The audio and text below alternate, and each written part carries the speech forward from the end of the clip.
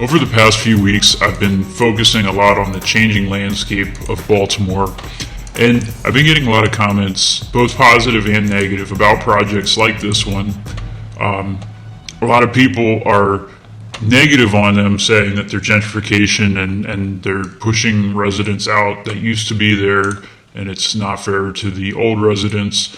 And then there's also a lot of people who appreciate the investment and appreciate the fact that in a place like this, not a whole lot productive was going on this street corner, and now it's a affordable apartment building. So I thought for this video it would be interesting to go through 5 projects in traditionally underinvested neighborhoods, mostly on the west side of Baltimore, and talk about what I think, where we draw the dividing line, because I think most people would agree that gentrifying with the sole purpose of forcing the current residents out is not a good positive thing for a city.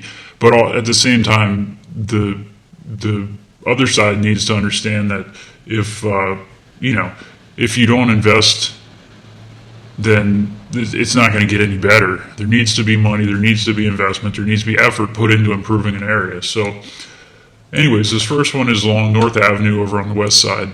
And like I said, this was a pretty dead block. As you can see, there's a lot of abandoned buildings, and then over on this side is vacant lots that probably used to be abandoned buildings before they were torn down.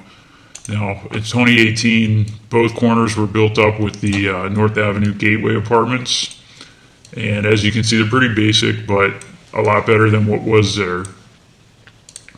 And they've subsequently started to fill up. Now, just a quick look at their website, and you'll actually see that the rooms start at $539.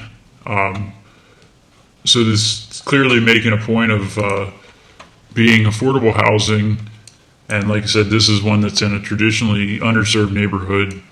So, I mean, this to me seems like one that it's hard to take issue with. It took a block that didn't have much going on, turned it around and made it productive blocks, and at the same time made affordable housing.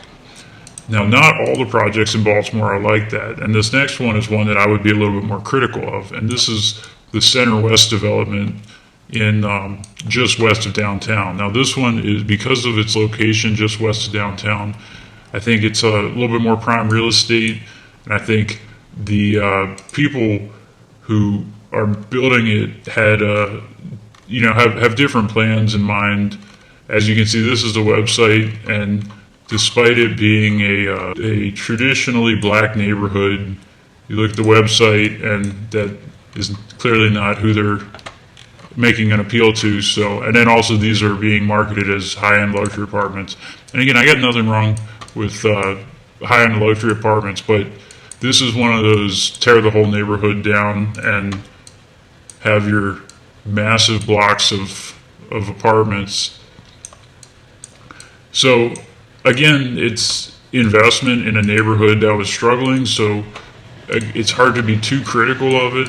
But at the same time, I think this project seemed to be wanting to go more for a transforming the neighborhood by clearing it out and starting over, as opposed to some of those smaller projects like the first one that we looked at. Another thing, rents for this place are fairly ridiculous, so most of the former residents of this area are unlikely to be able to afford it. Next, we have this one over on Warwick Avenue on the west side. This one, my point for showing this one, this is another one that is pretty basic apartment building, relatively affordable. But the key that I wanted to bring up in this one is this one, there's no concern of forcing anyone out from their from where they lived, because all it was before was a warehouse, maybe had a few jobs, but it looked like in recent years that wasn't doing a whole lot. So this projects like this to me are key in that they're using spaces that were not otherwise already being used. To me, it's definitely a major positive if you can go after the spaces that aren't being used, as opposed to forcing people out, tearing houses down, tearing businesses down, things like that. So that's This is 300 Warwick Avenue. And these are also, let's see, these, I think they sort of market themselves as affordable. Didn't see a number in terms of how much it costs. But next up is Park Heights. Now this neighborhood as a whole has been pretty much wiped off the map. As you can see, this was it a decade ago. It was struggling, but it was all these row houses, small businesses, lots of issues. But at the same time, the whole thing was filled with houses. Now you fast forward 10 years, and I've looked at this one before on some of my videos just because it's such a dramatic amount of demolition that went on in this area. As you can see, in every direction for several blocks, every single house has been torn down, which again is in some cases maybe necessary if houses get well beyond the point of being repairable. But in this area, it seemed like this was more of a city and state demolition project, the project core that they were working on. But in this case, it seemed like the powers that be decided that the area had gotten so rough that the best thing to do was just tear it down and start over, and that's what they're currently doing. Now, here's some apartments that have started to go up, and these are specifically targeted at senior citizens, I think 62 and up, and being affordable. So this specific project seems like a nice enough project, but it just to me seems like they could have maybe not gone so hard on the demolishing everything in a 10-block radius and tried to kind of piecemeal the neighborhood back together as opposed to tearing it all down and starting over. But another thing I think is worth pointing out is there's a big difference between private development and public development. If it's private development, I think you need to be significantly less critical because it's someone risking their own money, risking their own future, risking their own. So as long as what they're building is legal and they're not doing anything that breaks any laws, then I think you need to be a little bit more supportive of private ones. Whereas with public ones, I think it's important to be a little bit more critical of, just because it's taxpayer money. It's if the project is a flop and is a net negative for the city, then not only is it a net negative, but it was done using taxpayer dollars. Whereas in a private development, if the project's a flop, then the developer and the financiers and people like that are going to be the one that take the hit. So I think that's an important distinction to draw when looking at some of these projects. Here's the website for that senior living home. It's like I said, I don't take any issue with this particular project, but I think the way Park Heights has been handled over the last 20 years could have gone a little bit differently, and I think it would have been better. Now, finally, going downtown, this one is one of the more interesting projects that's come up in the last few years, and that would be the Lexington Market redevelopment. So this was the old Lexington Market, is well known for good and bad things. The market itself is a popular place for people to go. It also was sort of notorious as a popular place for people to buy drugs. So about a couple years ago, they tore the old one down, rebuilt a new one right next door, and then there's some sort of secondary development that's been going on in the area. And this is another one that I like this project a lot.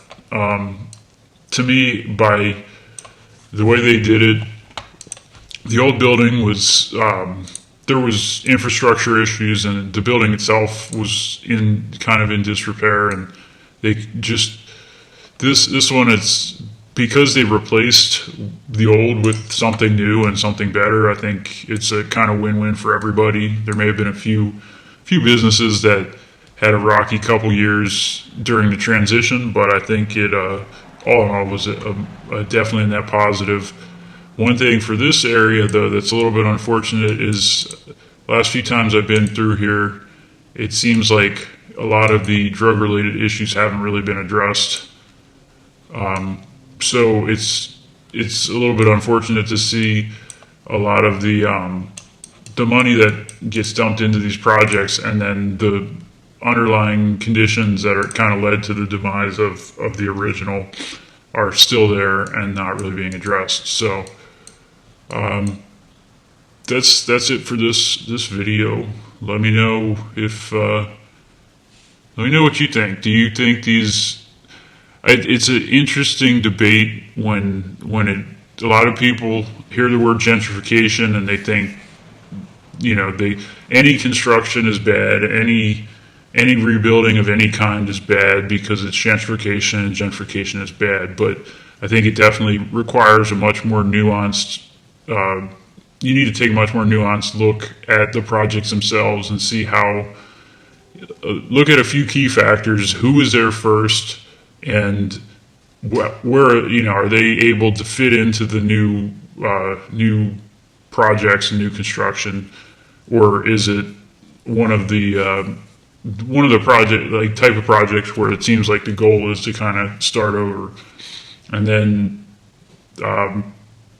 like I said, the other thing I think is private versus public. If it's private, people should be allowed to do what they want with their money, make the investments they want where they want, and I don't think other people should really have too much to say about it. Whereas public, if the city's going to be spending the public's money to do certain projects, I think it's particularly important for them to do their projects in a way that are beneficial to everybody. So that's it. 5 projects. These projects were, I specifically went for ones that were in sort of underinvested areas because of this debate that I've been seeing in a lot of the comment sections lately about there's a good percentage of people that, like I said, automatically everything is gentrification and it's bad and it's evil and we should try to stop it no matter what. And then there's other people, and I probably tend to agree with the flip side of that argument, that most of the time construction's a positive. It creates jobs, it creates better infrastructure.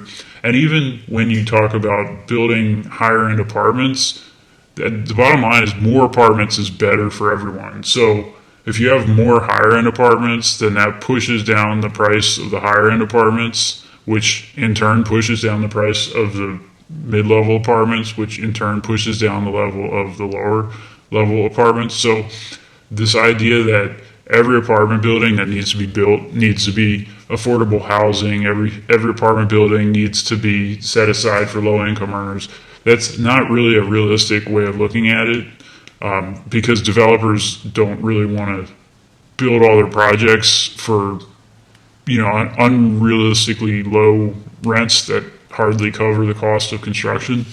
So by allowing just more construction in general and more apartment units to come online and more housing units to come online, the